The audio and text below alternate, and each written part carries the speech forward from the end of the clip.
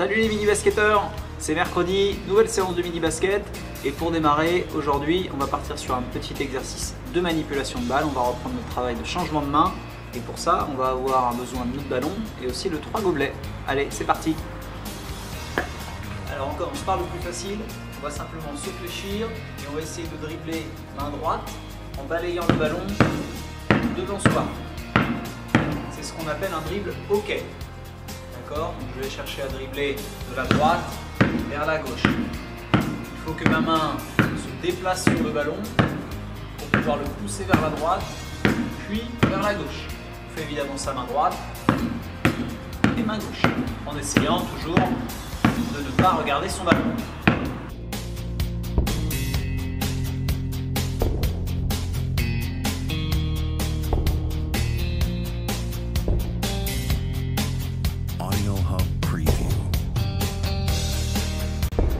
Deuxième situation, on va maintenant prendre son gobelet, le poser au sol et on va devoir, toujours à une seule main, dribbler à droite puis à gauche du gobelet. D'accord ? Donc je vais venir cette fois-ci non plus pousser la balle, mais coiffer le ballon.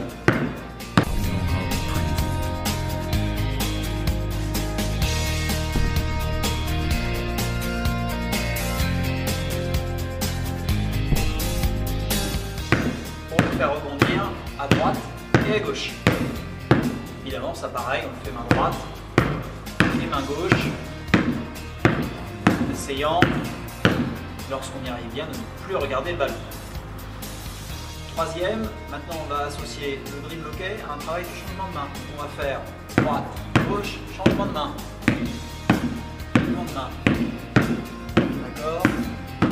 Le dribble hockey et un changement de main. Comme on a expliqué la semaine dernière, il faut que le ballon passe très bas sous les genoux. D'accord ?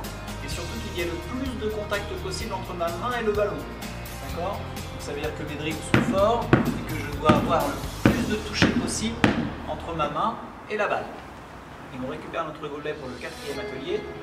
Donc là, on va devoir de nouveau coiffer la balle et faire passer le ballon dans son dos.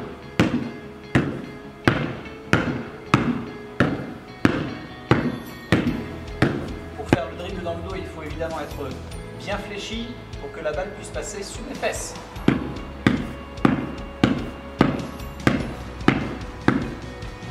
À vous de jouer.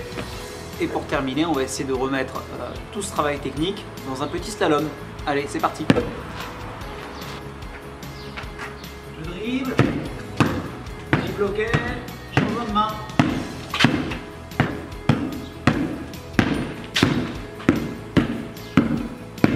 À chaque fois, j'essaie de rechercher de l'amplitude sur mes dribbles.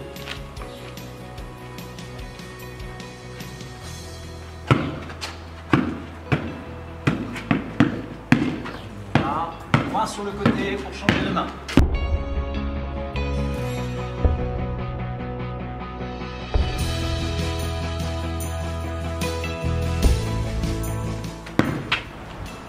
Et on peut faire évidemment la même chose, cette fois-ci en coiffant la balle, d'un côté et de l'autre, en faisant passer la balle dans son dos. Hop.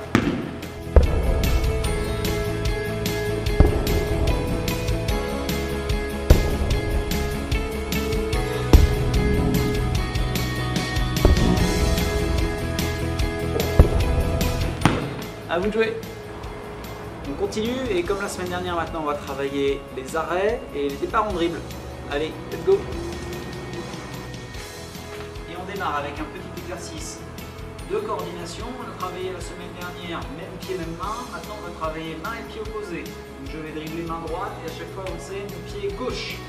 Faire un départ croisé. À chaque fois je retourne les deux empreintes en même temps. Main droite. Pied gauche. Je fais la même chose évidemment de l'autre côté, main gauche, pied droit. Chaque fois que je m'arrête, je suis toujours bien fléchi, d'accord, pour ne pas tomber en avant, en arrière ou sur le côté. D'accord, être bien équilibré, c'est important pour un basketteur. On associe à ça un petit travail de feinte, donc je vais maintenant partir toujours à droite en feintant à gauche, je fais semblant de partir à gauche pour revenir à droite. Là, là. Feinte de départ direct, départ croisé. D'accord? Je peux accentuer ma feinte avec un mouvement du ballon vers le côté. Je fais évidemment la même chose de l'autre côté. Je fais semblant de partir pour pousser et revenir. Semblant de partir pour revenir. Il faut évidemment rester bien fléchi pour ne pas perdre l'équilibre. Et pour ceux qui se sentent très bien, comme la semaine dernière, on alterne les départs à droite et les départs à gauche. On peut évidemment y ajouter des feintes. Je feinte à droite, je pars à gauche. Feinte à gauche, je pars à droite.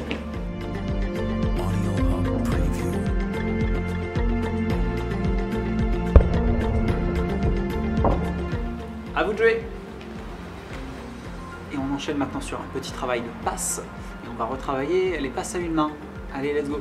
On avait déjà travaillé les passes à une main à l'épaule, en décalant un petit peu le ballon et en l'envoyant sur le mur. Alors j'essaie à nouveau de lancer le ballon à une main et de le rattraper à deux mains. Mais cette fois-ci, je vais pouvoir faire des passes bras pliés, mais aussi bras tendus. Comme ça.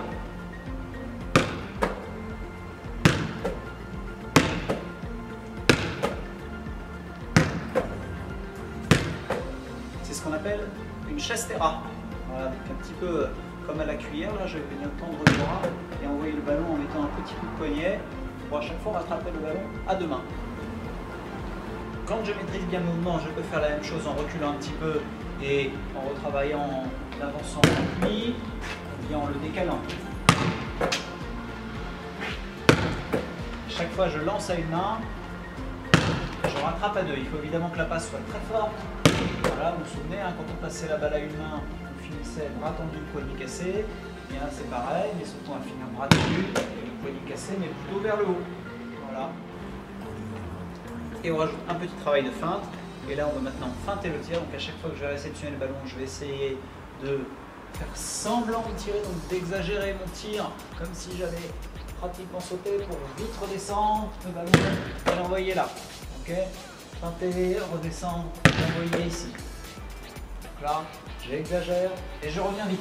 D'accord? Comme d'habitude, je peux soit, on a dit, décaler un appui, d'accord, soit légèrement l'avancer.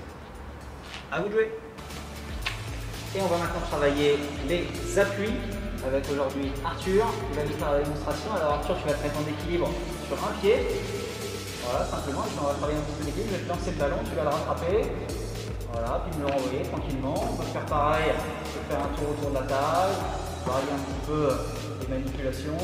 Voilà, toujours en restant en équilibre sur le même appui. Tu vas changer de pied, et tu vas faire la même chose. Cette fois-ci, tu vas attraper le ballon, mais tu as le droit de montrer qu'il y a une main. Tu l'attrapes à une main et tu le renvoies à une main.